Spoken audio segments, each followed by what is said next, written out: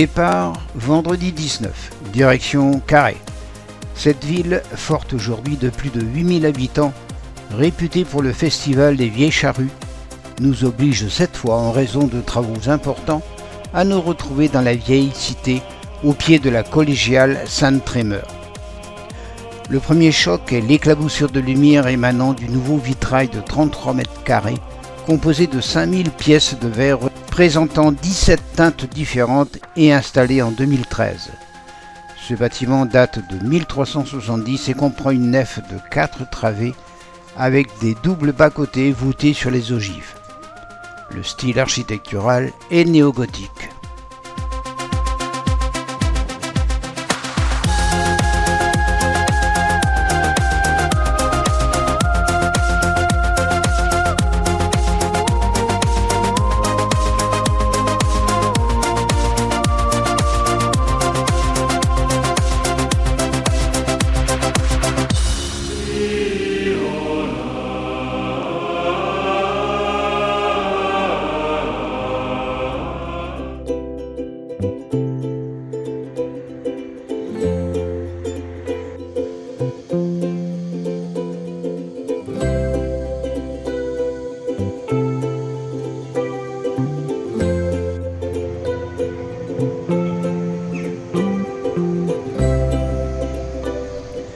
Une petite promenade nous mène à quelques pas vers une construction classée monument historique en 1922 et 1976.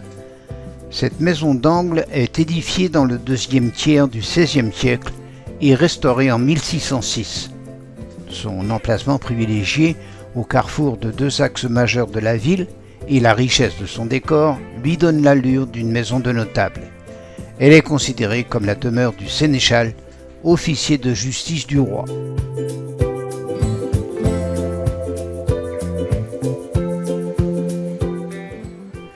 Il ne nous faudra que quelques minutes pour rejoindre la place de la mairie.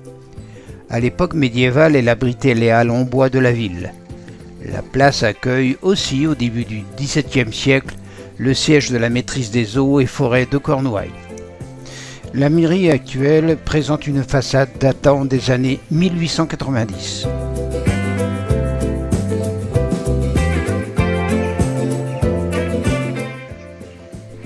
Un peu plus loin, une petite place aménagée en 2024. Carhaix a choisi de rendre hommage aux icônes bretonnes en leur dédiant une statue. C'est ainsi qu'on y trouve celle d'Angela Duval, née en 1905 dans une famille de petits paysans du Trégor. Sa statue à Carhaix vient rappeler son rôle d'ambassadrice de la langue bretonne et de témoin d'un monde rural.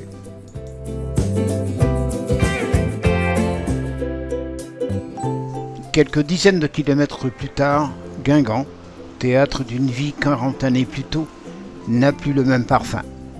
La rue de la Gare, le numéro 3, a été pendant 4 ans un lieu privilégié. Aujourd'hui, l'urbanisme en a modifié les contours et ne réveille plus aucun souvenir. Bien sûr, les places du Vallier et du centre ont conservé leurs emblématiques bâtiments.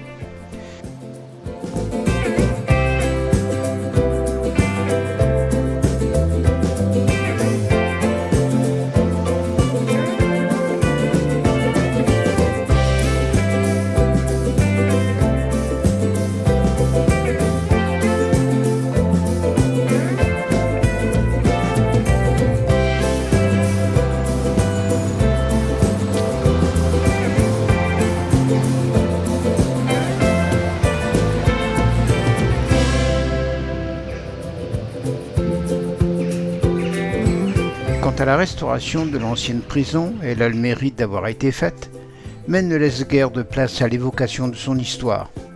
Il s'agit pourtant d'un patrimoine original et rare du XIXe siècle. Original car cette prison fut le laboratoire idéal en vue de tester les nouveaux systèmes d'enfermement privatif de liberté imaginés par les philosophes du XVIIIe siècle après la Révolution. Rare car elle serait la seule prison de ce type en Europe, conservée dans son état originel. Suite à sa restauration, elle accueille désormais Gwynzagel, vin de seigle en breton, centre d'art dédié à la photographie contemporaine.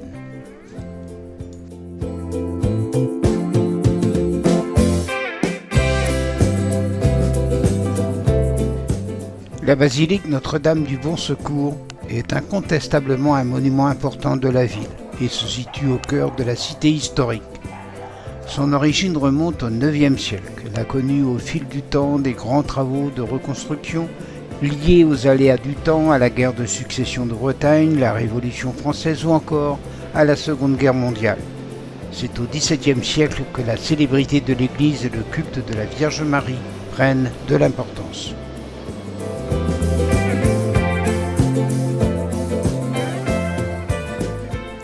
Elle est toujours vêtue d'un manteau bleu qui symbolise sa virginité et d'une robe blanche pour affirmer sa féminité.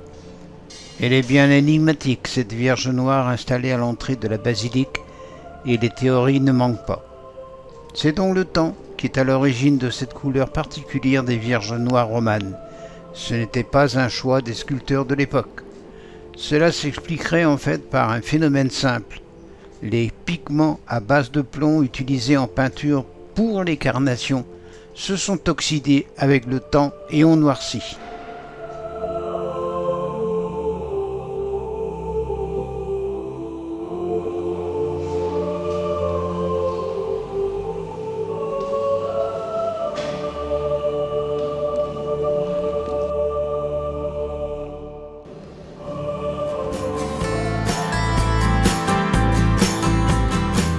La fontaine de la Plomée est au sommet de la place du Centre.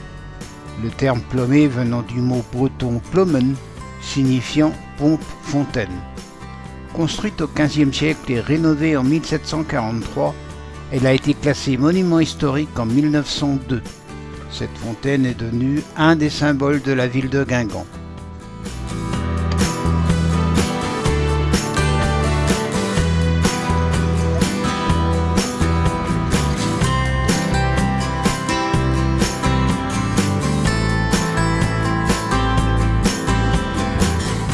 Jusqu'à la fin des années 1950, le lieu-dit Roudourou est quasiment entièrement occupé par des parcelles agricoles au bord du Trieux. C'est alors que la municipalité décide de racheter la seule ferme du secteur et les terrains alentours afin d'y construire un lotissement. C'est au rez-de-chaussée de ce bâtiment que j'habitais de 1972 à 1973. Au sein de ce nouveau quartier est aménagé un terrain de football entouré d'une piste d'athlétisme encendrée. La construction du stade du Roudourou est décidée à la fin des années 1980 à l'initiative de Noël Le Graët, président d'En Avant. Aujourd'hui, la renommée de l'équipe d'En Avant lui a valu d'avoir un stade de 18 000 places digne des rencontres internationales.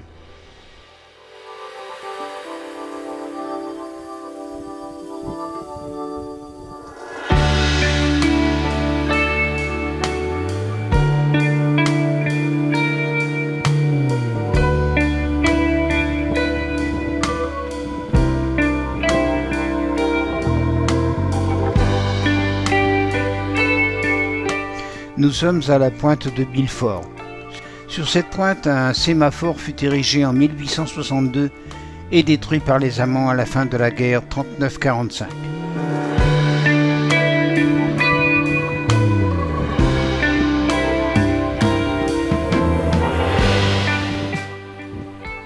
Il fut le théâtre d'une opération commando britannique en novembre 1942, opération Fahrenheit, en souvenir duquel une stèle est bâtie.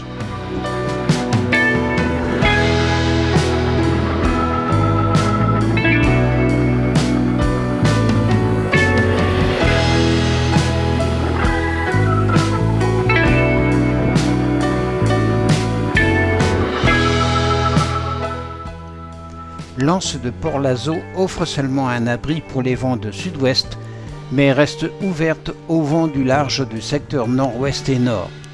Cette appellation serait la résultante, selon la tradition orale, du massacre des troupes anglaises attribué aux femmes de Plouézec, qui auraient brûlé les embarcations ennemies échouées sur la grève de Port-Lazo au cours du IXe siècle.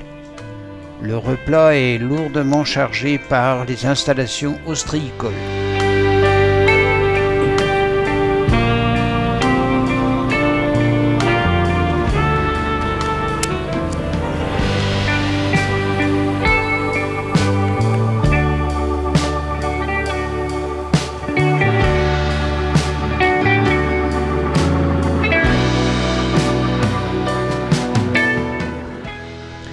La côte de Goëlo ne manque décidément pas de charme.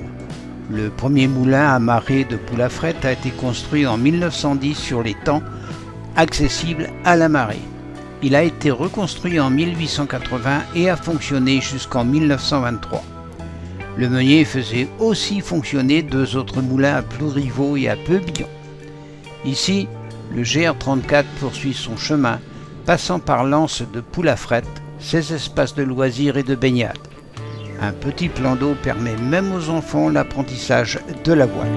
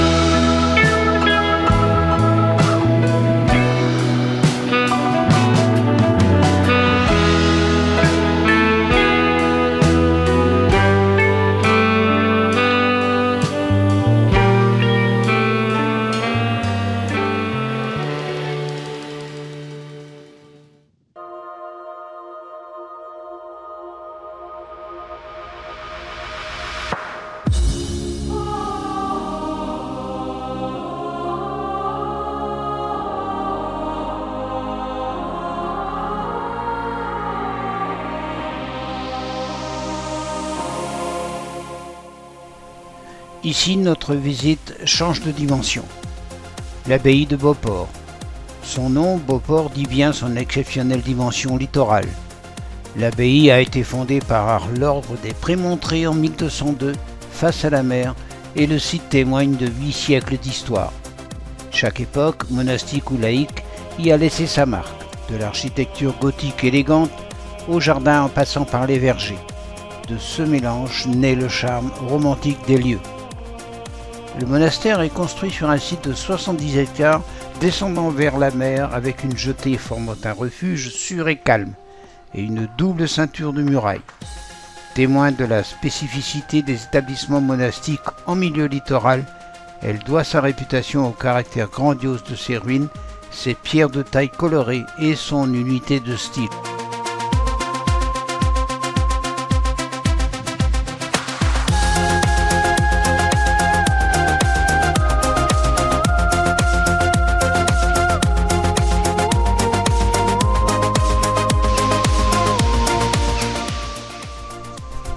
En 1790, l'abbaye est vendue et demeure aux mains privées jusqu'en son rachat en 1993. C'est d'ailleurs pendant cette période, faute d'entretien suffisant, que Beauport connaît une période de fort déclin.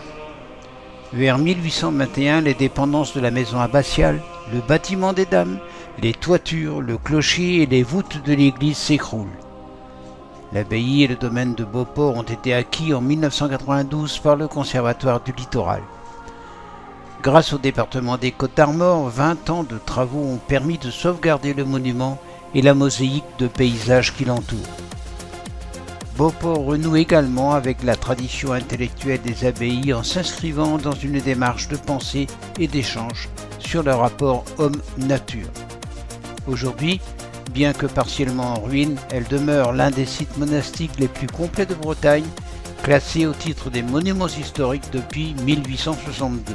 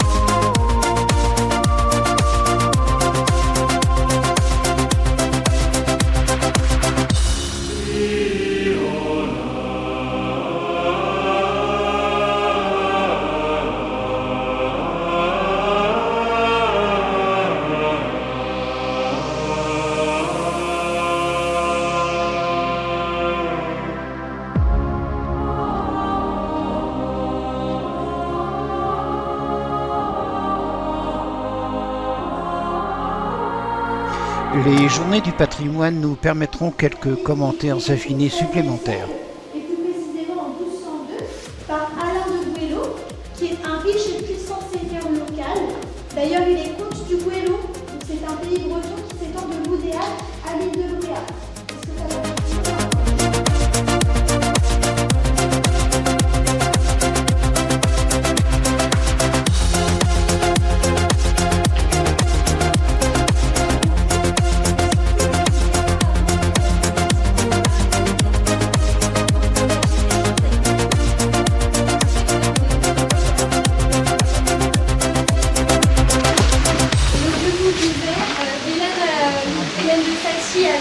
Hélène à la sorte plus tard en se mariant va devenir Hélène de Sacy à 6 ans quand elle commence à venir passer tous ses étés ici à l'abbaye.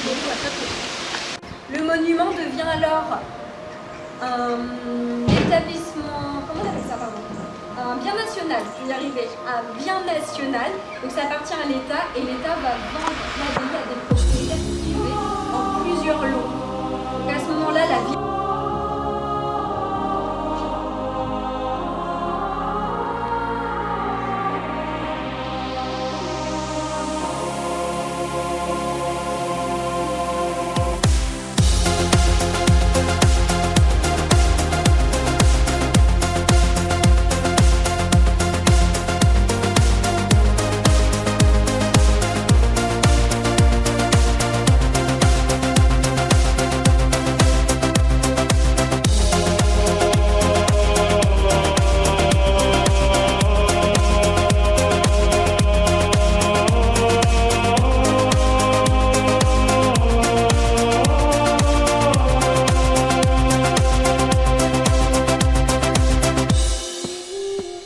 Abbayes et monastères ont toujours abrité des jardins dans leurs murs. Aujourd'hui encore, l'ancienne abbaye de Beauport est entourée d'espaces jardinés offrant une belle diversité d'essences végétales.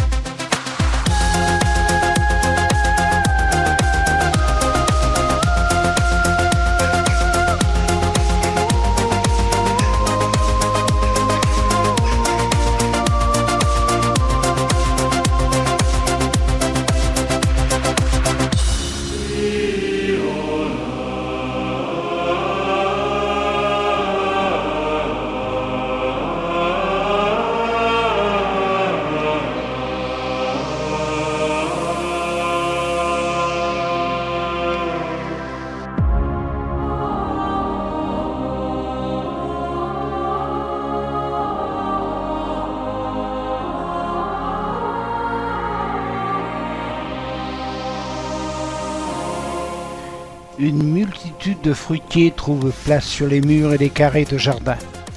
Le verger conservatoire poursuit une tradition datant au moins du XVIIIe siècle et l'abbaye produit encore du cidre et du jus de pomme. Pour autant, il reste dommage que tant de fruits soient laissés pour pourrir au sol.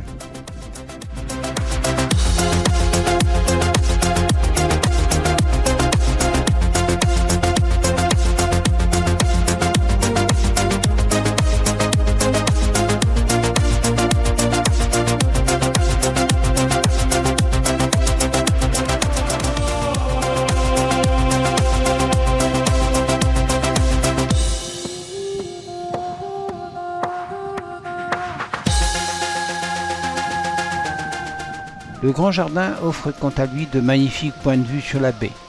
Avec ses platanes et kingos classés ensemble arborés remarquables depuis 2018, il fait la part belle aux arbres du 19e siècle et nous rappelle le goût de l'époque pour les jardins et les espèces exotiques.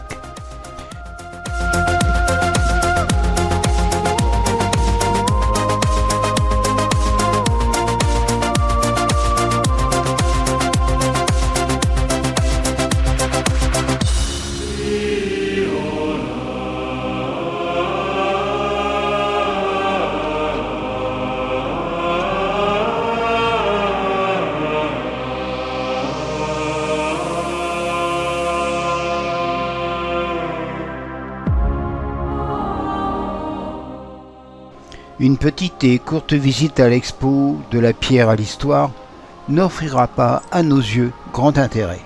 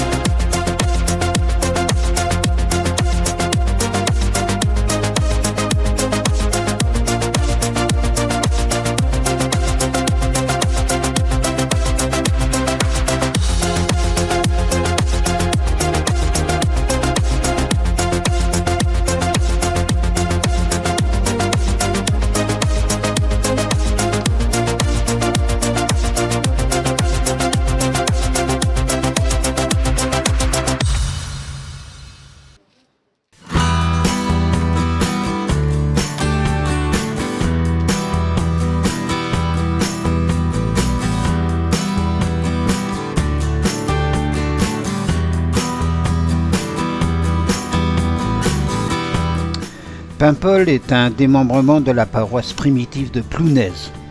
La plus ancienne citation se trouve dans les chartes de Saint-Rion et de Beauport en 1189 et en 1202. Son nom vient du breton pen, extrémité, et poul, étang. Autrefois, il existait de nombreux étangs et Paimpol était une presqu'île. Lors de grandes marées, les quartiers de la gare et du champ de foire étaient inondés.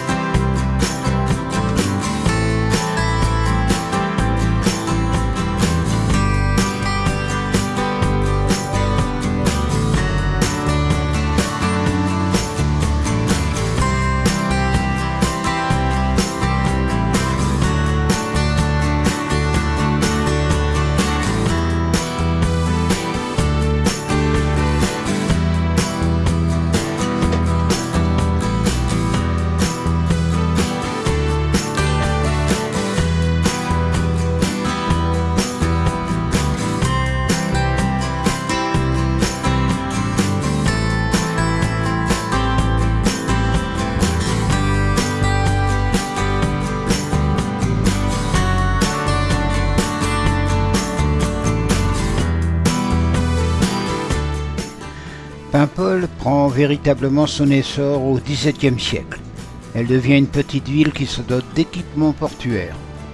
En 1790, le canton de Paimpol est créé et la commune devient chef-lieu de canton. Aujourd'hui, fort de plus de 7200 habitants, Paimpol est l'un des principaux ports de pêche et de plaisance donnant sur la Manche.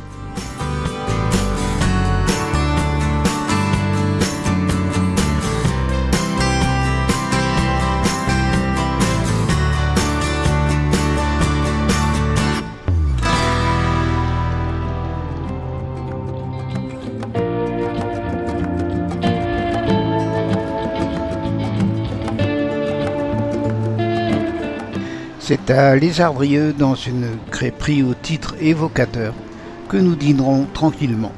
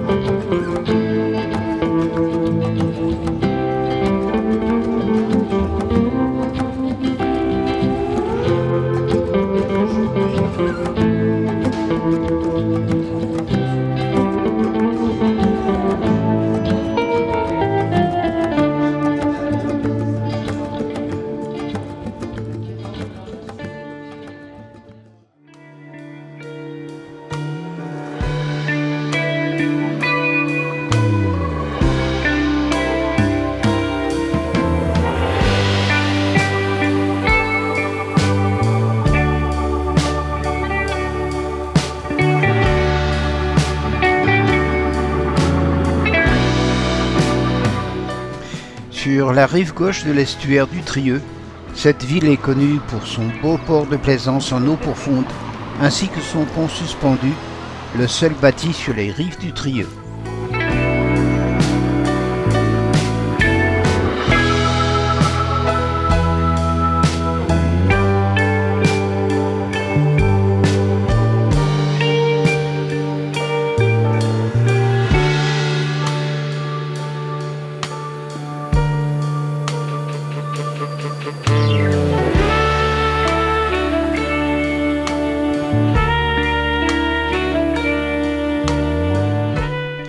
Le hameau de Kermouster est un petit trésor niché à l'embouchure du Trieux. Bénéficiant d'une vue exceptionnelle sur l'archipel de Bréhat et l'entrée de l'estuaire, c'est un lieu propice à la contemplation.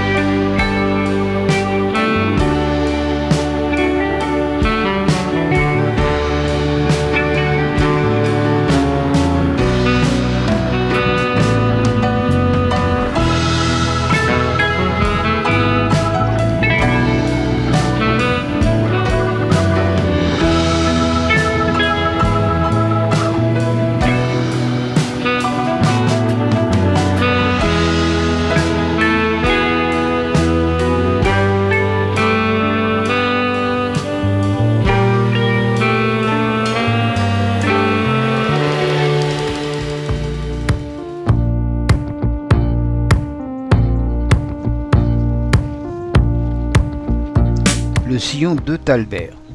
Ce n'est ni un mirage, ni une digue fortifiée due à un délirant Vauban écolo. C'est une curiosité géologique, une spectaculaire exception de la nature qui donne rendez-vous pour marcher au ras de l'eau et près d'une flore préservée. Ce site légendaire est aussi un paradis pour les pêcheurs à pied.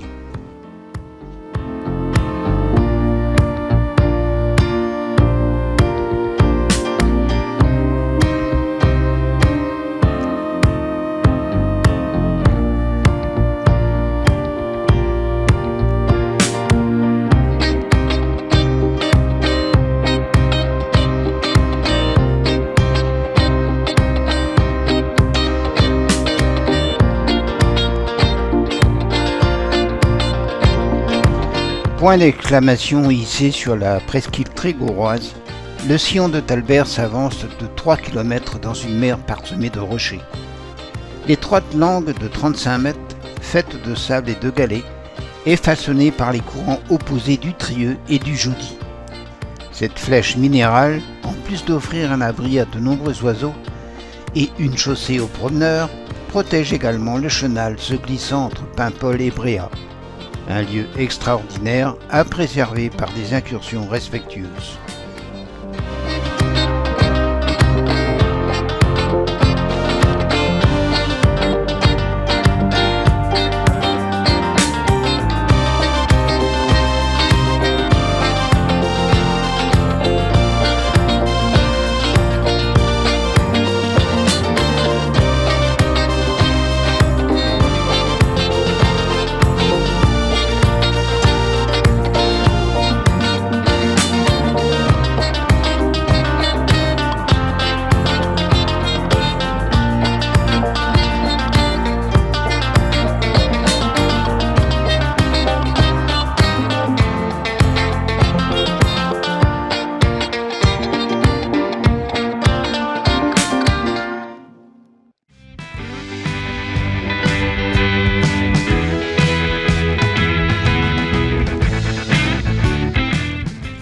Le gouffre de Plougrescan, un rivage découpé, frangé de récifs, hérissé de buttes rocheuses, tel est le spectacle surprenant offert aux alentours du site du gouffre. Surnommé gouffre de la baie d'Enfer, la mer déferle furieusement dans une profonde entaille ouverte dans un enchevêtrement de pans de falaises écoulées il y a bien longtemps. Les jours de tempête, le vent et les vagues s'engouffrent entre les rochers où les éléments déchaînés hurlent alors avec une rare intensité la force de l'océan. Mais nous n'aurons pas ce plaisir, un déferlement de pluie sous un ciel dangereusement chargé nous obligera à repousser chemin et à nous abriter à Tréguier.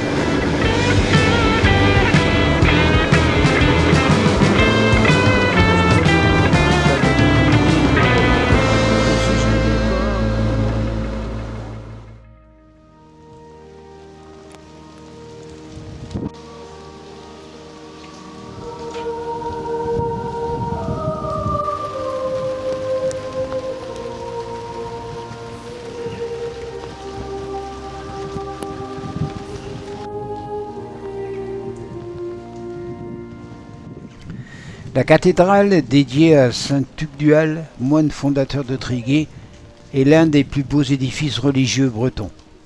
Sa construction en pierre de Caen, de schiste et de granit débute en style roman au XIe siècle et s'achève en 1470 sous l'influence gothique. La flèche du XVIIIe siècle surplombe toute la ville à plus de 60 mètres de hauteur. Des motifs de jeux de cartes ajourent cette sentinelle de pierre. Elle abrite de nombreux objets mobiliers importants, parmi lesquels le tombeau du duc Jean V de Bretagne, celui élevé à Saint-Yves en 1890, un orgue dont le buffet date du XVIIe siècle, diverses sculptures et statues, ainsi qu'un ensemble de stalles sculptées au début du XVIe siècle. L'édifice est classé monument historique en 1840 et élevé au rang de basilique mineure par le pape Pie XII en 1947.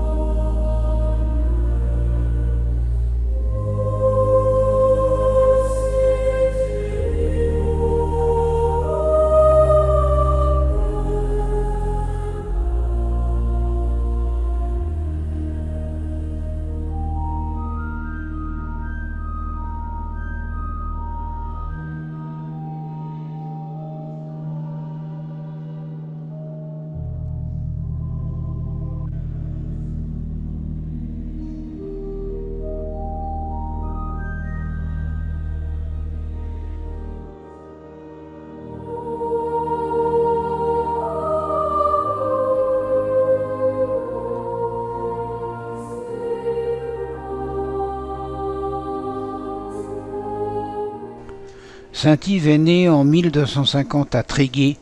Il quitte la commune à l'âge de 14 ans afin de suivre divers cycles d'études à Paris, puis à Orléans. En 1284, il revient dans le Trégor à la demande de l'évêque de Tréguier et est ordonné prêtre en 1285. À sa mort, en 1303, va se développer immédiatement un culte profond qui débouchera dès 1347 sur sa canonisation. Saint patron des pauvres, Saint-Yves est aussi celui des avocats et des gens de loi. Un important colloque juridique a lieu chaque année à Tréguier à l'occasion du pardon.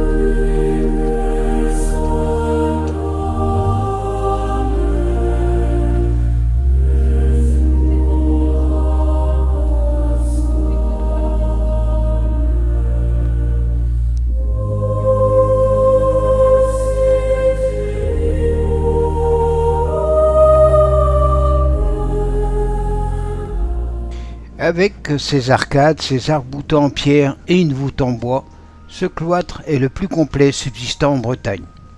Construit en 1461, il est béni en 1468 par l'évêque de la ville de Sinople en Turquie, de passage à Tréguier.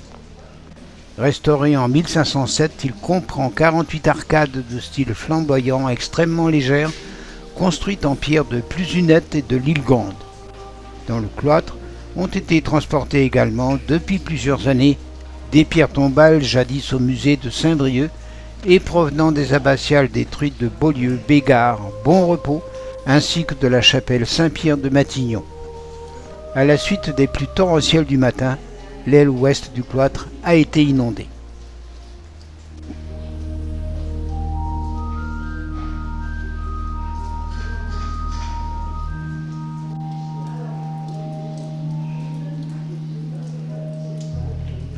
Tréguier est la capitale historique du Trégor. Cathédrales, ruelles et maisons à pans de bois comptent parmi les éléments caractéristiques de cette ancienne cité épiscopale. Elle doit son existence au moine gallois Tugdual.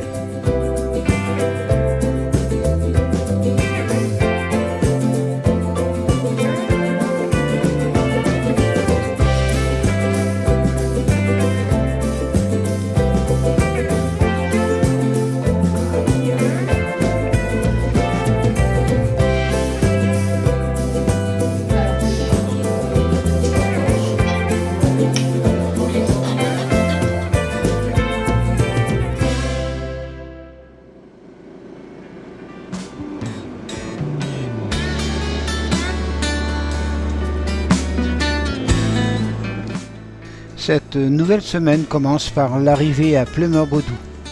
Cette ville de quelques 3800 habitants doit sa renommée à son impressionnant et historique radome.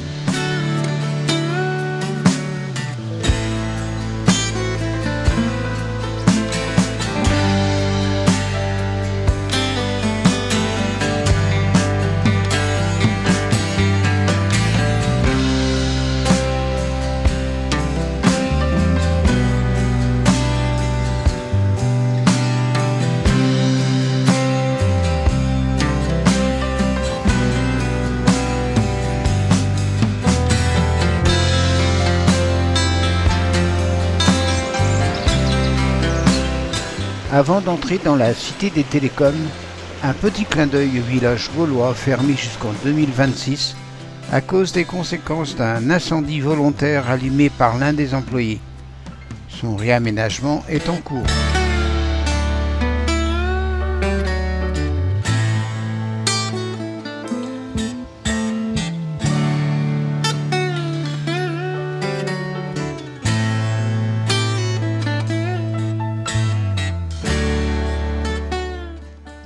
La Cité des Télécoms est un parc consacré aux télécommunications de ses débuts à nos jours.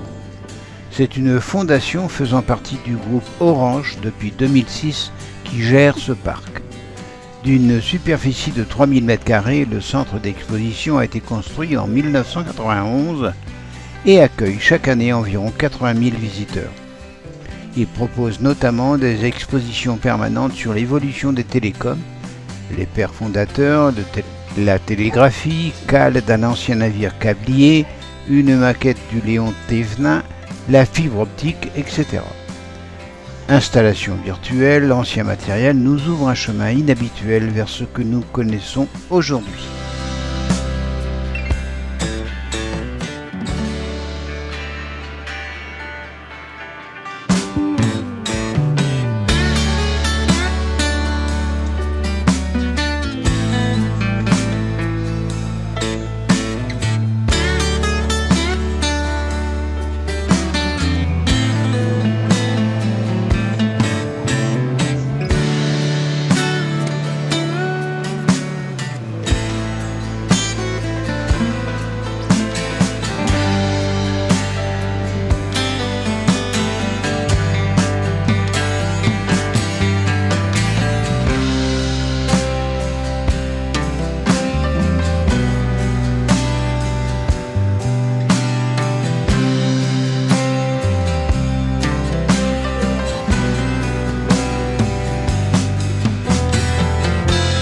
L'organisation de la visite est parfaitement établie, les explications fournies très complètes et des mises en scène parfois surprenantes interpellent le visiteur.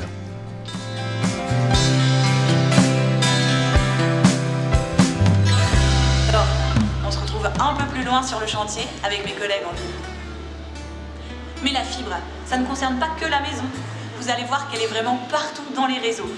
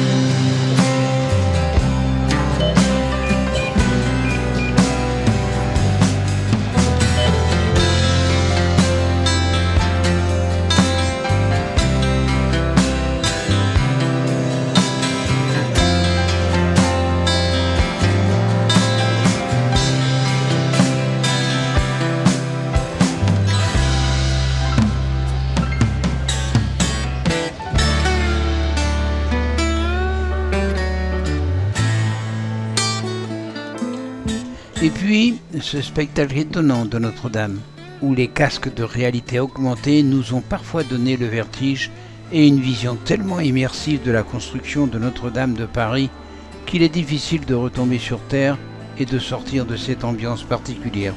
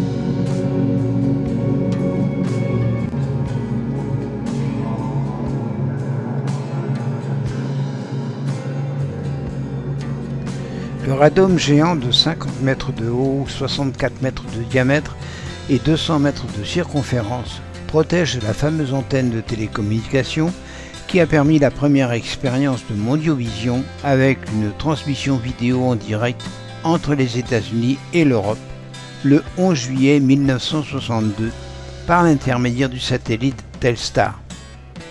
Il s'agit de la même antenne que celle d'Andover dans le Maine aux États-Unis. Dommage que le présentateur ne s'est guère inquiété de la compréhension de ses commentaires.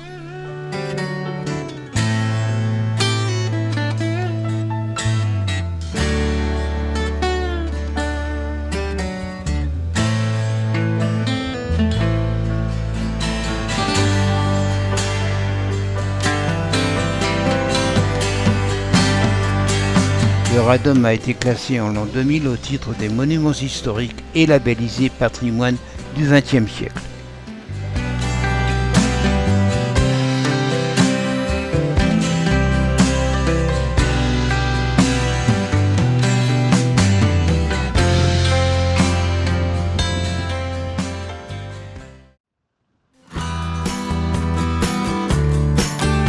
Au fil des marées, l'île Grande nous fait découvrir ses différents visages et rend accessibles ou non les diverses îles qui l'entourent. Un sentier côtier balisé GR, long de 7 km, permet d'en faire le tour. Ces petits chemins et sentiers longeant la mer feront découvrir tour à tour le petit port, les marais, les plages de galets ou de sable fin, les dunes, etc.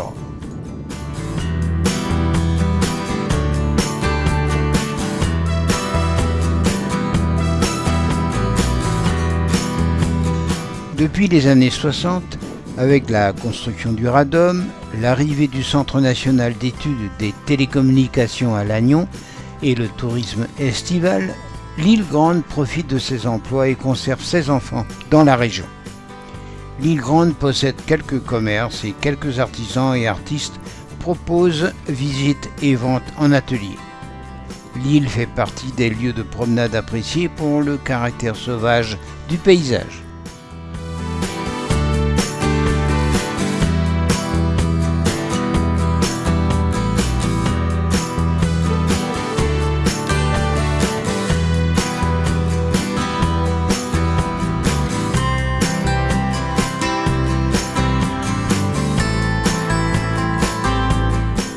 Et puis cette allée couverte de l'île Grande, datant de 2300 ans avant Jésus-Christ.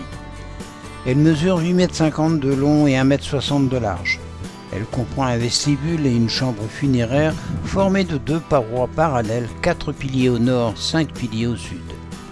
La hauteur des dalles varie de 1 m à 1,40 m. Mais que dire de cet amas de valises et de ces filets ? Il faut croire que l'art est une vision abstraite et tellement invraisemblable que le visiteur peut en rester sans voix.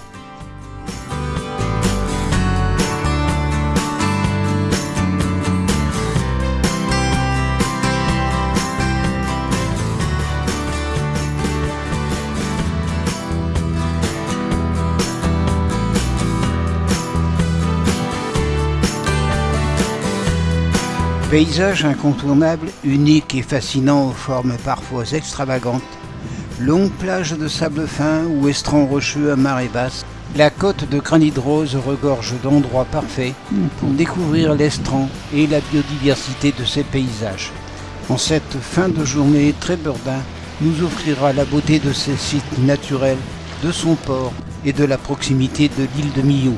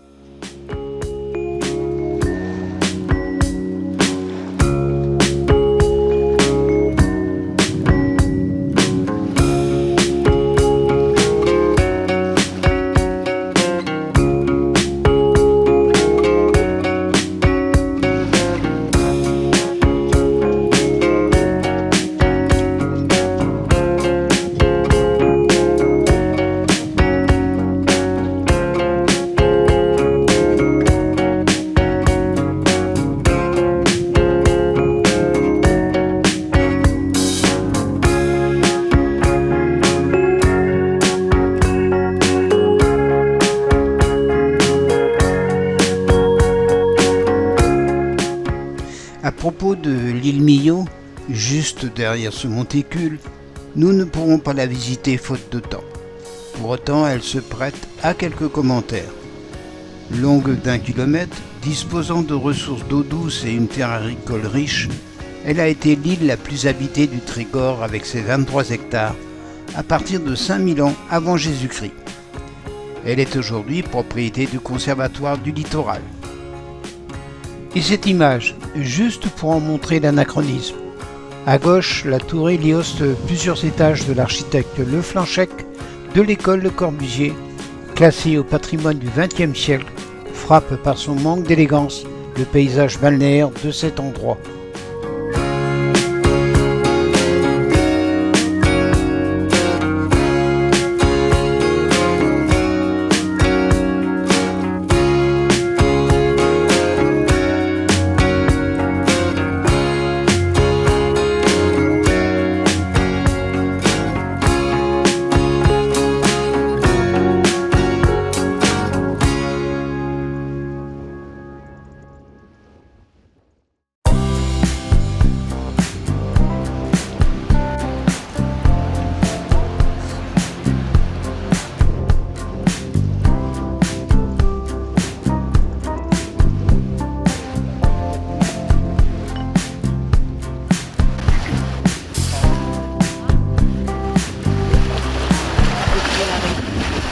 La pointe de l'arc ouest, éperon rocheux descendant en pente douce mais aride à l'extrémité de la côte de Goëlo, fait face à l'un des archipels les plus réputés de Bretagne, Bréhat et ses multiples rochers.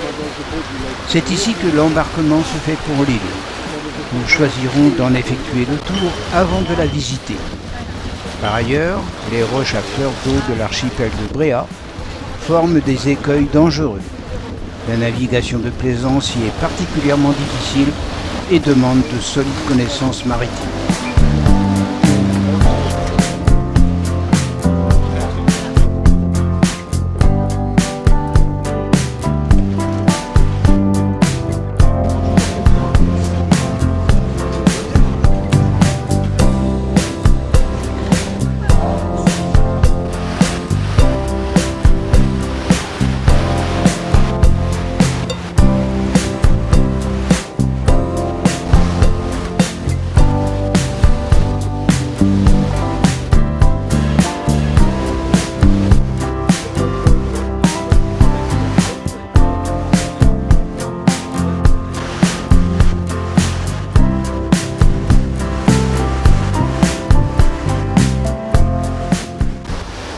Sur une mer émeraude, sous un ciel bleu, la balade est un vrai régal, malgré quelques turbulences dans le chenal proche de l'île.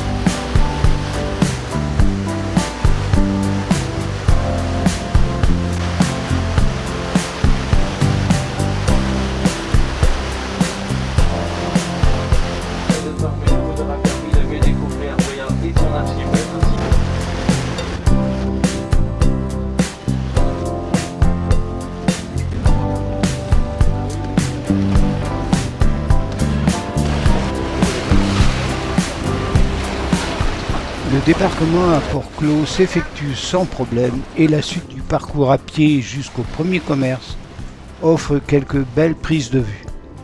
Cette île de 290 hectares, longue de 3,5 km et large d'1,5 km est un mélange harnachique de creux et de bosses paraissant semés au hasard. Tous ces monticules ont leur sommet à peu près à la même altitude, à 40 mètres environ au-dessus de la mer.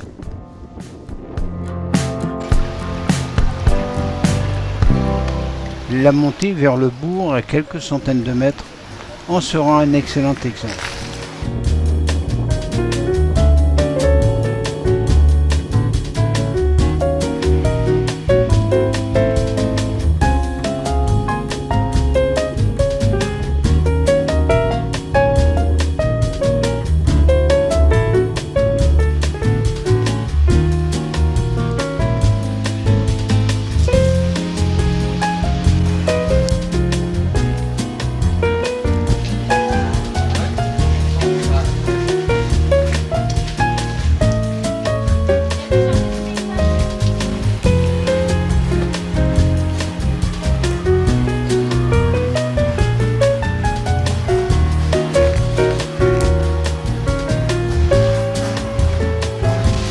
Proche de la place centrale, l'église Notre-Dame de Bréhat date de 1651.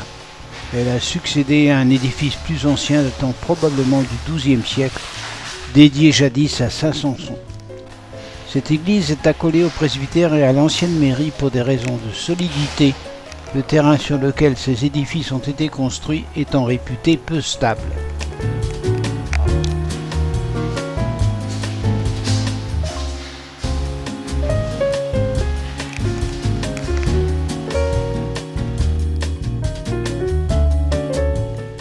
La chapelle Saint-Michel culmine à 33 mètres au-dessus du niveau de la mer. Construite en 1852, les murs sont peints en blanc pour servir de point de repère à la navigation. Elle est aujourd'hui fermée pour travaux. Quant au moulin à marée construit de 1633 à 1638, il produira de la farine jusqu'en 1920, date à laquelle un boulanger vient s'installer sur l'île. Dès lors, le moulin n'est plus rentable et cesse de tourner. Abandonné, la commune le rachète en 1990 et procède à la sauvegarde des murs. L'association du moulin de Birlot est créée en 1994 pour trouver les fonds et mener les travaux de restauration du toit, des portes, fenêtres et planchers. Un nouveau mécanisme a été construit et mis en place.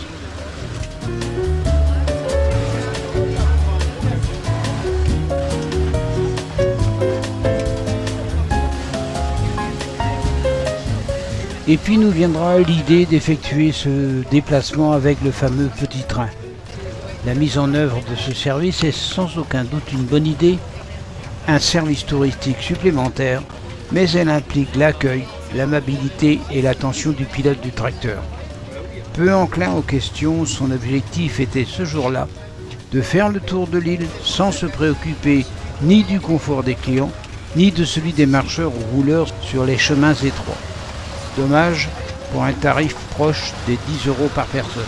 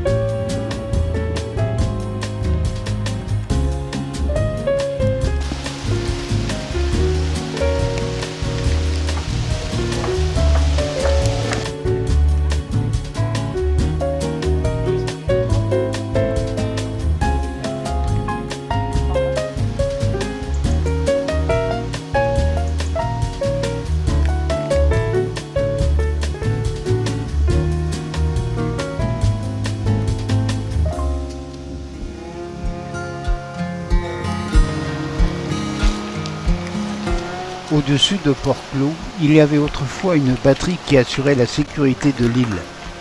La citadelle présente a été bâtie sous le Second Empire de 1860 à 1862.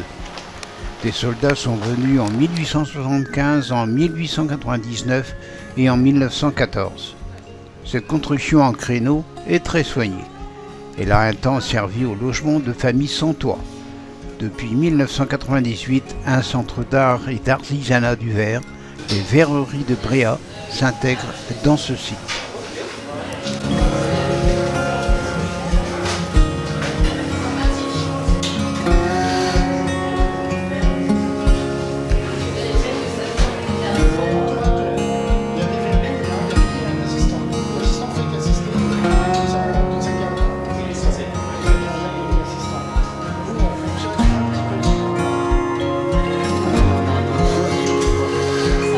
Les Verreries de Bréhat répondent à un projet à tous les stades de son évolution, aussi bien pour des particuliers que pour des projets techniques uniques et prestigieux.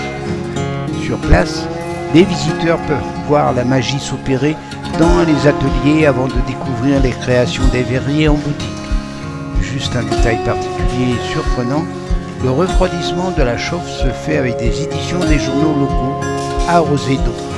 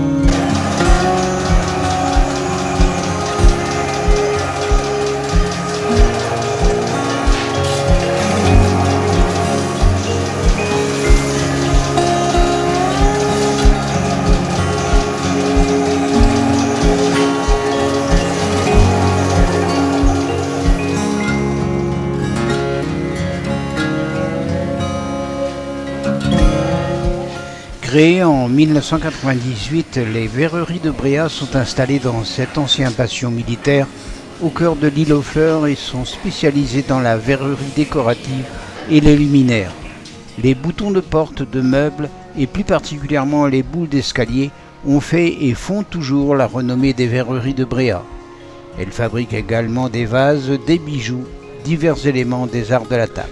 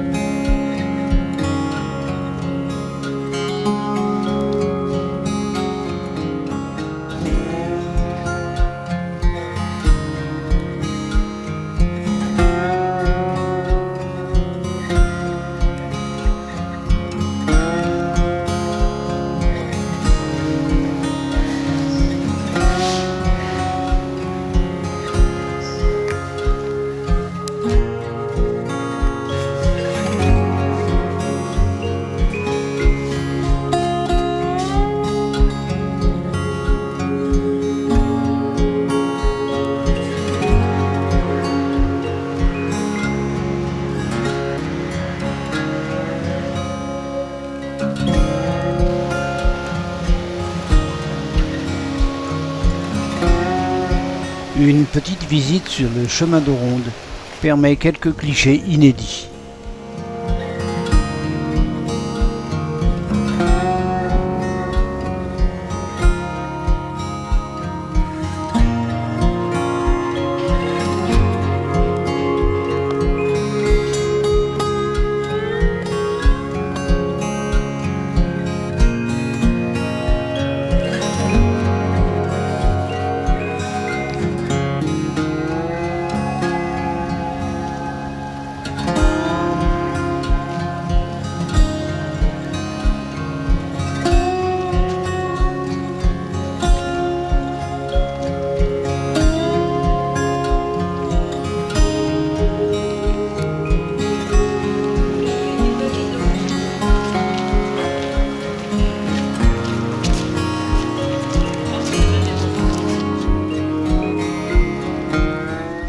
L'heure est au retour sur le continent et de se laisser envahir par de nouvelles sensations.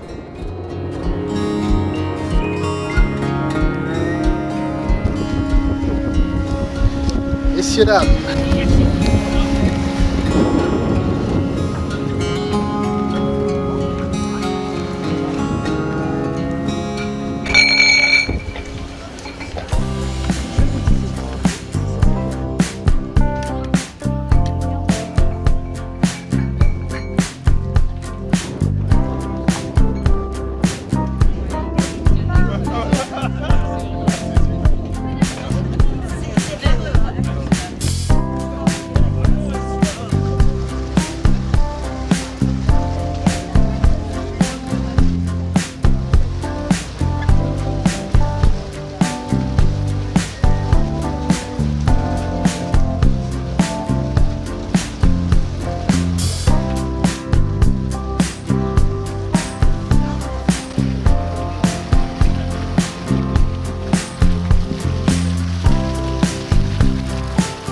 D'abord quelques savantes manœuvres du bateau avant de filer vers l'arc ouest d'où nous sommes partis il y a quelques heures.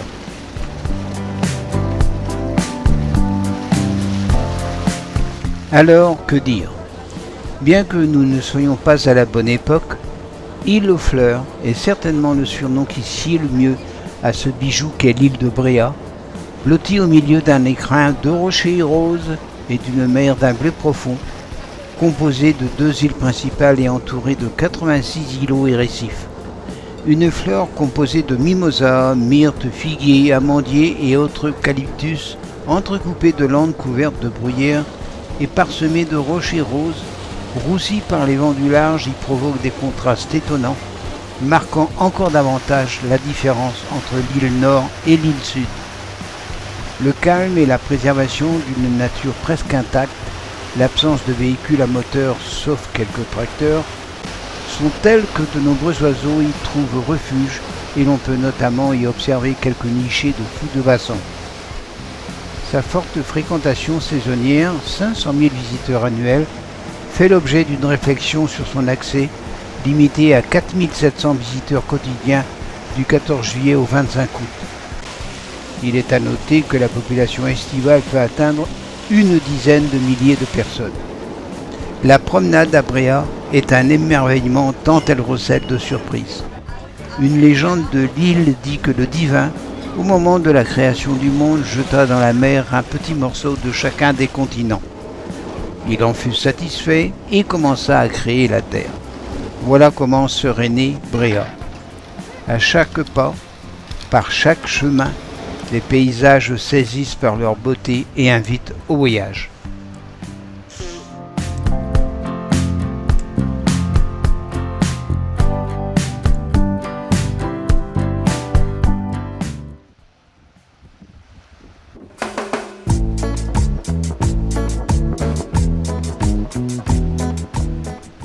Port-Sévin, à Ploubanalec. Accrochée au flanc de la pointe de la Trinité, la petite cale abrite les installations des ostréiculteurs locaux où se presse un petit monde vivant des produits de la mer. Une cale plus grande, tout à côté, est le domaine des pêcheurs côtiers. Devant et autour du port, sur la grève et autour de certains îlots, les anciens bacs de Claire fait de granit rose, abrite des huîtres destinées à une vente prochaine. Certains, faits le plus souvent des mêmes matériaux, cachent d'autres trésors, araignées, tourteaux et homards bleus qui feront les délices des gourmets de la région.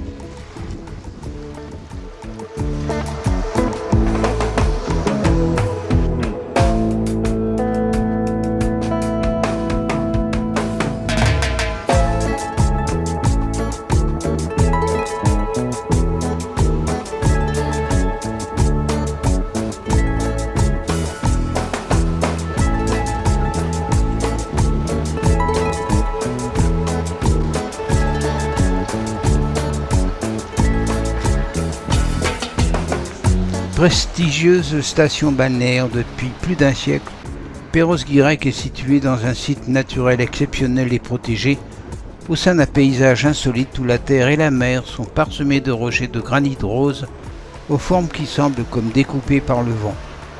La ville a deux emblèmes, le macareux, petit oiseau marin au bec coloré, dont la plus grande colonie en France se trouve dans les 7 îles, et la fleur d'hortensia, particulièrement présente dans la ville et les jardins particuliers.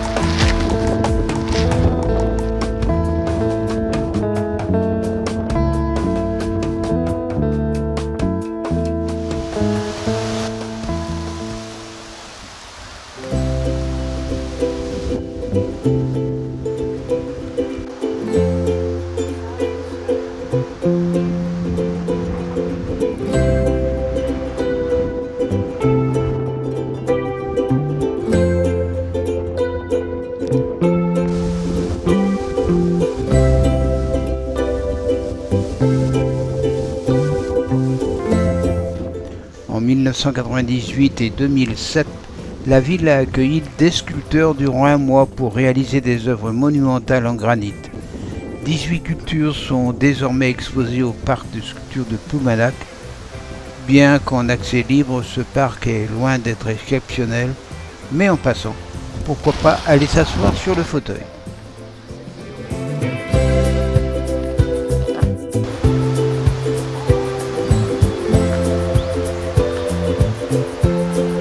La plus marquante est peut-être celle du Nankou, la mort, où la technique du sculpteur se reconnaît.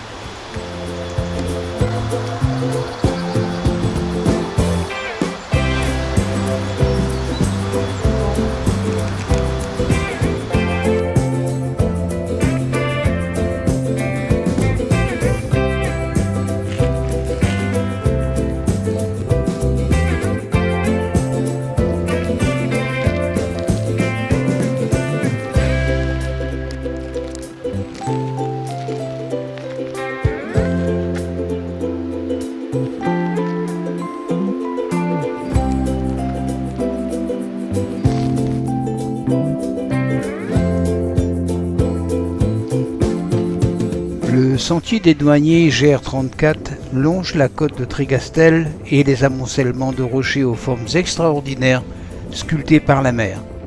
Ce paysage minéral doit sa couleur aux feldspats qui composent le granit.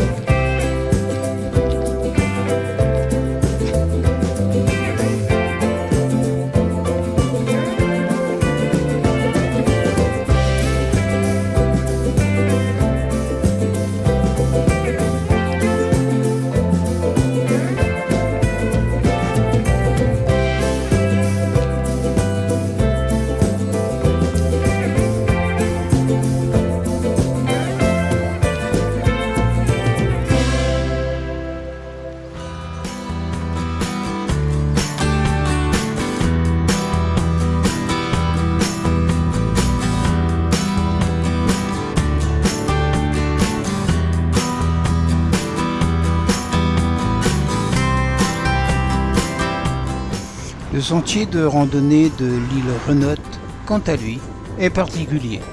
Le paysage formé par l'accumulation des nombreux rochers en granit rose aux formes remarquables appelle fortement à l'imagination. C'est un peu comme une marque de fabrique de la côte de granit rose.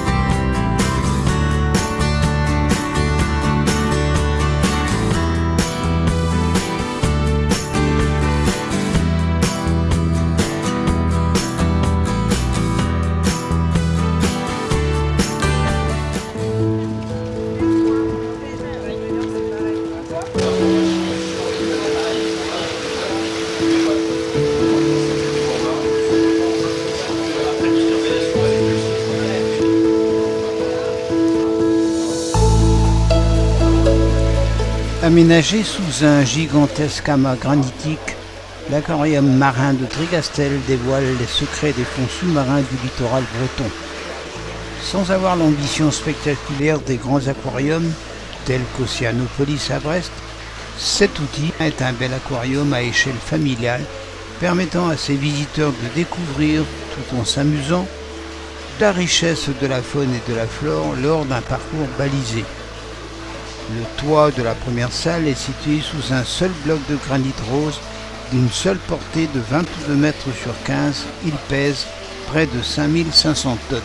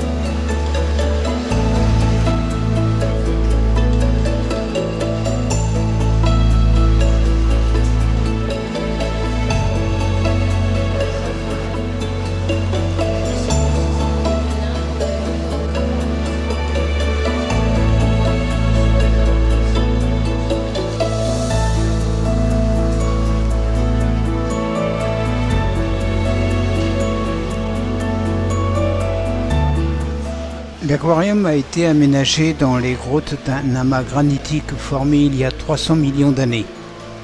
Sa visite en est d'autant plus étonnante que des photographies anciennes exposées sur place montrent que les lieux abritèrent successivement une chapelle, une habitation de pêcheurs, un dépôt de munitions et un musée préhistorique.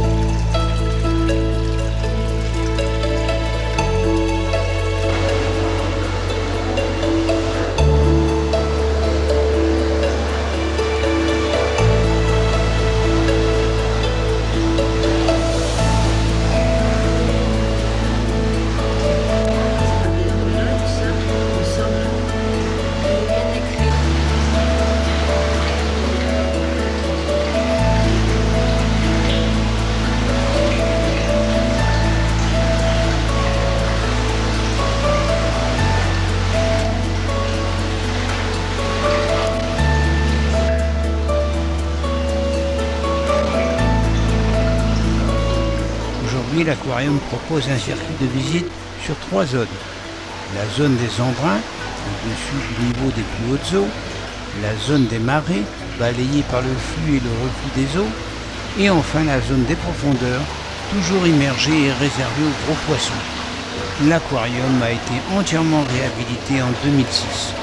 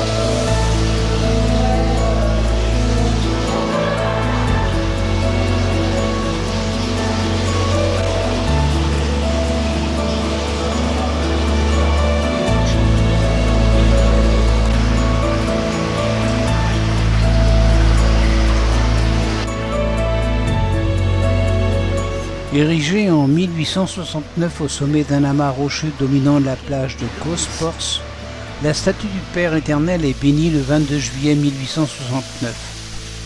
Ce jour-là, le recteur expose la raison de cette édification de ce qu'il appelle la statue du Bon Sauveur.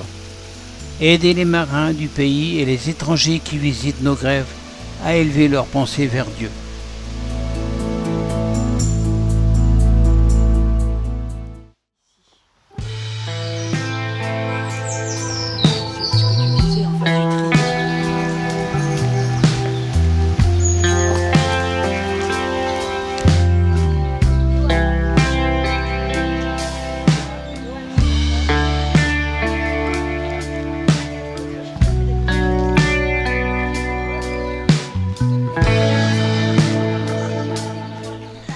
Le domaine de la Roche-Jalus se situe sur le territoire de Plouézal. Son château est une maison forte qui fut construite au XVe siècle et restaurée en 1968. Sa situation au sommet de la rive gauche du Trieux, qui est abrupte, permet d'avoir un point de vue sur les alentours et notamment sur le fleuve qu'il était autrefois chargé de surveiller.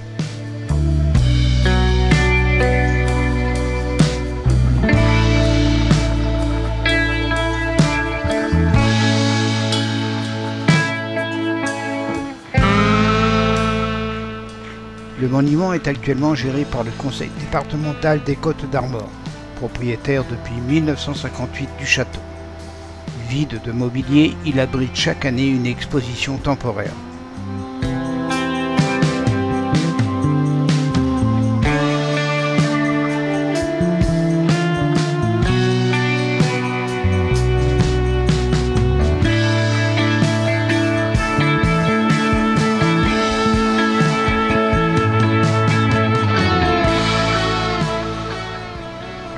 la Roche-Jagu a pour sa partie la plus ancienne été construit à la fin du Moyen-Âge et la façade sur la rivière assurait la défense par son chemin de ronde. Il a été classé monument historique en 1930, puis le mur d'enceinte, le portail et les pavillons qui l'encadrent en 1969.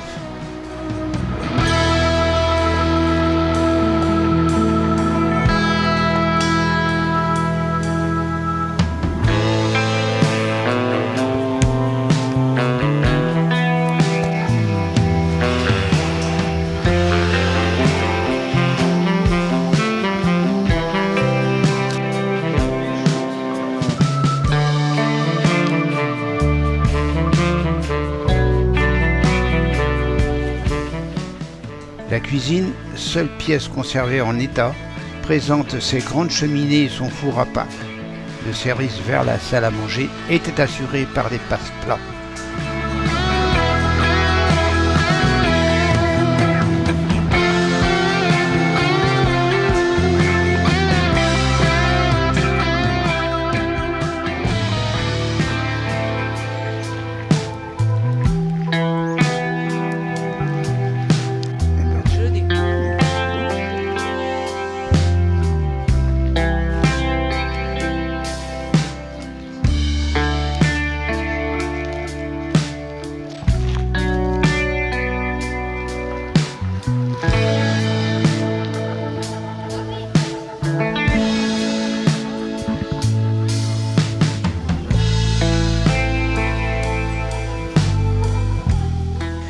Le parc de 64 hectares était organisé autour d'un chêne tricentenaire abattu en 2009.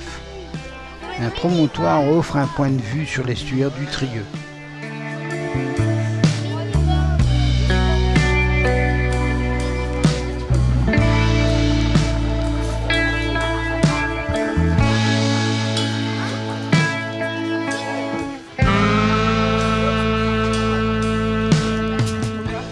Espace forestier, des jardins d'inspiration médiévale, potager, jardin de plantes médicinales, bouquetiers, etc. Un ensemble de 350 variétés de camélias compose l'essentiel de l'aménagement, complété par différentes plantes d'ornement. Ces jardins sont en accès libre, des visites guidées et ateliers nature y sont également organisés. Et aujourd'hui d'ailleurs, une cinquantaine d'enfants de classe primaire se démènent pour répondre à un quiz sur l'environnement. En 1987, une tempête a dévasté le parc et en janvier 2017, le parc a été labellisé Éco-Jardin, gratifiant ainsi la gestion écologique du site dans le respect de la biodiversité.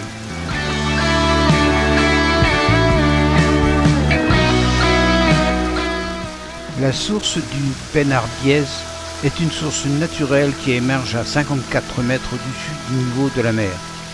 Au Moyen-Âge, cette eau était captée. Aujourd'hui, elle s'écoule naturellement vers les anciens viviers à poissons qui alimentaient la table du Seigneur et les lavoirs. Le circuit d'eau se termine à la cale du Trieux, où l'eau rencontre l'estuaire.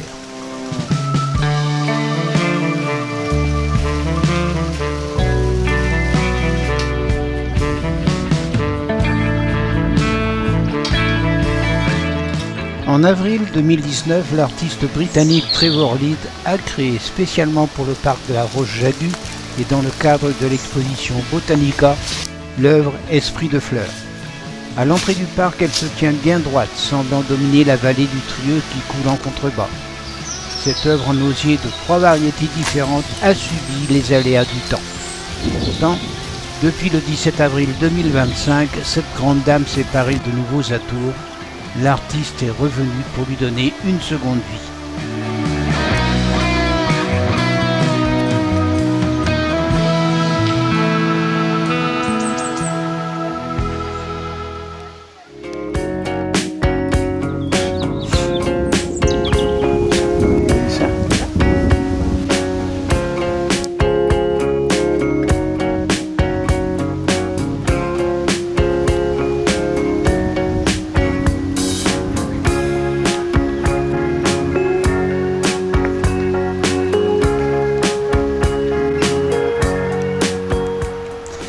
Les lavoirs pontriviens sont l'une des particularités de la cité. On en dénombre une cinquantaine, dont 44 d'entre eux sont restaurés, datant des 18e et 19e siècles bordant le Trieux. Leur présence témoigne de la prospérité passée de cette ville. Au XVIIIe et XIXe siècle, l'activité importante du port de commerce permet l'édification de grandes maisons bourgeoises sur 2 ou 3 étages. Leur important personnel était composé de lingères et de lavandières qui bénéficiaient de l'avoir personnel. Une cinquantaine de ces constructions originales, fleuries et décorées par les habitants, s'égrènent sur 800 mètres de berge.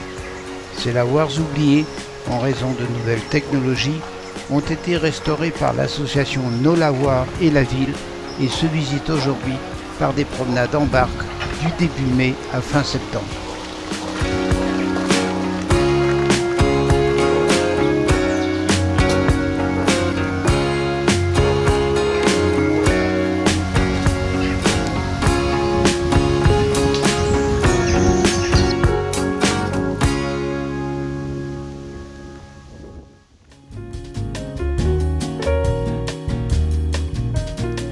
L'après-midi de cette dernière journée sera consacré à la Vallée des Saints.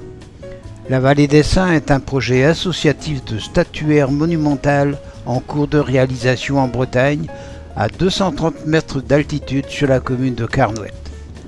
Si la Vallée des Saints est un endroit unique, c'est parce qu'il s'agit à la fois d'un site historique, d'une terre de légende et le berceau d'incroyables sculptures monumentales.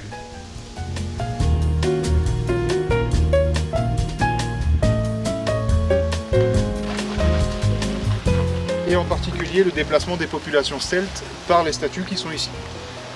Donc ça, ce sont des sculptures monumentales, en sachant qu'on appelle sculpture monumentale une sculpture qui fait entre 3 et 6 mètres de haut ou de long pour environ 10 tonnes. Donc c'est quand même des beaux bébés. Et donc c'est autour de la cathédrale de Saint-Paul de Léon qu'ont été placés 6 des 7 saints fondateurs de la Bretagne, qu'on verra à la toute fin, qui sont tout en haut. Et autour de la cathédrale, ils se sont vite rendus compte qu'à Saint-Paul de Léon, ça allait être compliqué pour arriver à 1000. Quand on s'y attend pas, c'est un petit peu choquant, mais il faut savoir que nos sculpteurs ont 1 mois pour faire une statue. Voilà, ils ont 30 jours. C'est quand même assez rapide, mais ils ont 30 jours. Après, on a quelques exceptions. Jeanne Jugan, qui est tout à gauche là-bas, il a fallu 6 mois pour la faire. Et la fontaine, c'est pas possible non plus en 1 mois. Ah oui. Ah bah Là, il y a... C'est du granit. Oui. Ah oui, c'est uniquement du granit, et uniquement du granit breton. Puisqu'en Bretagne, on a la chance d'avoir toutes les couleurs de granit disponibles en Europe, donc on en profite et on utilise uniquement du granit breton. Alors, le sculpteur choisit s'il met sa araignée pour que la lumière arrive dessus d'une certaine manière à un certain moment de la journée. Une fontaine des gens GENS, c'est une fontaine qui a été faite pour les 15 ans du site l'année dernière. Et c'est symboliquement aussi la 200e statue posée à la Vallée des Saints. De l'eau, si on l'active, vu que c'est pas une source naturelle, donc pour l'instant elle est éteinte, mais elle fonctionne, on l'a vu en haut.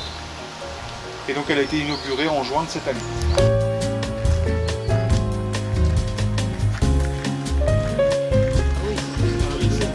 C'est confortablement installé dans une voiturette et accompagné d'un guide aux commentaires inspirés et fournis que nous ferons le tour de ce parc immense. Une motte féodale, une chapelle du XVIe siècle, des statues de saints bretons occupent ce paysage vallonné du Poher. L'initiative un peu folle de Philippe Abjean, rendre hommage aux saints fondateurs bretons et à la dévotion populaire qui les accompagne. Il a donc décidé d'élever 1000 statues monumentales entre 3 et 4 mètres de haut dans les blocs de granit breton. Le Carnac du XXIe siècle est lancé.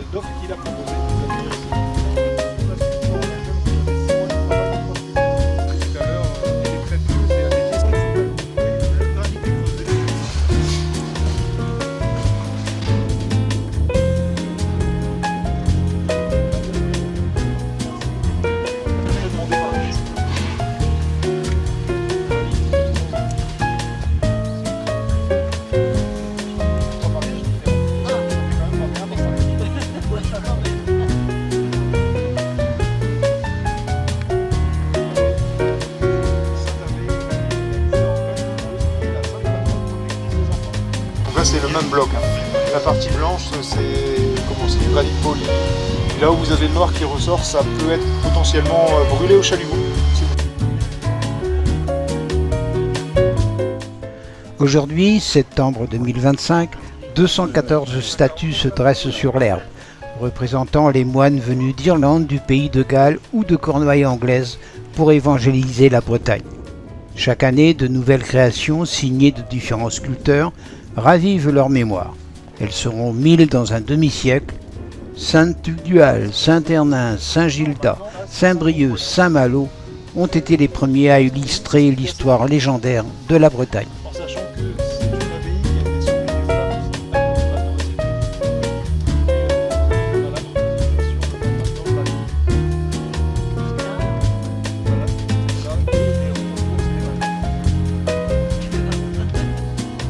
des sommets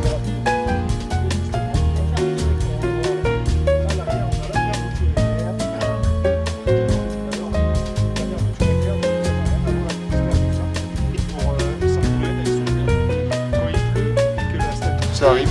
Oui. Par exemple, on a l'entreprise Vitalac qui est là-bas, qui a financé les statues. On la verra tout à l'heure. Mais oui, ça dépend vraiment. Là, ça dépend. Il y en a qui financent tout, il y en a qui se mettent à 2 mécènes. Ça dépend. Au pied des sculptures, des guides livrent leurs mystères. Comme les visiteurs, les mécènes ou les granitiers, ils s'enthousiasment pour ce projet incroyable qui constitue un événement touristique permanent, animé par des randonnées, des marchés, des contes. Les statues ne sont pas les seules à impressionner et à titiller l'imaginaire. La vallée abrite une fontaine gauloise dont l'eau aurait le pouvoir de guérir les animaux. Elle s'écoule en contrebas d'une charmante chapelle.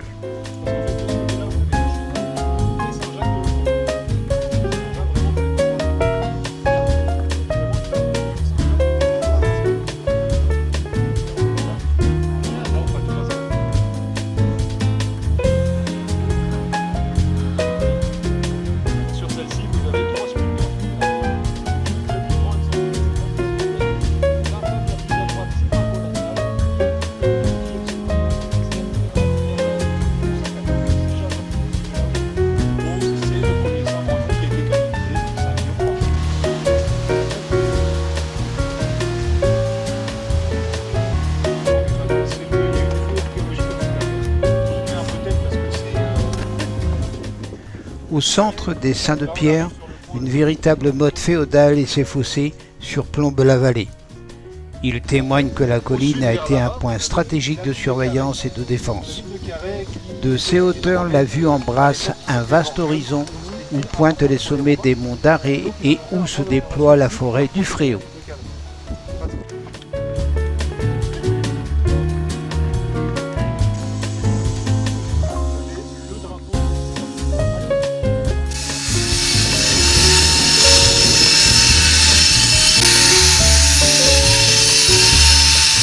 Le chantier des sculpteurs met en jeu, pour cette période, un certain nombre de réalisations. Pour autant et pour l'instant, il faudra à cette cadence près de 80 ans pour que l'objectif des 1000 statues soit atteint.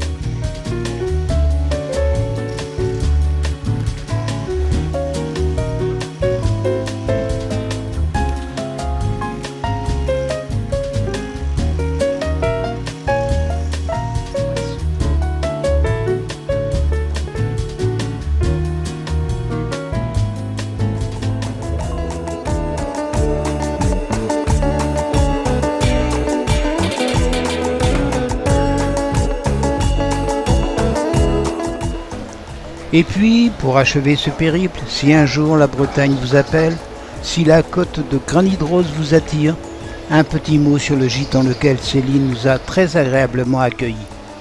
Au calme, sans voisins, n'hésitez pas une seconde. Vous y serez comme un coq en pâte pour apprécier le confort, la nature et le silence.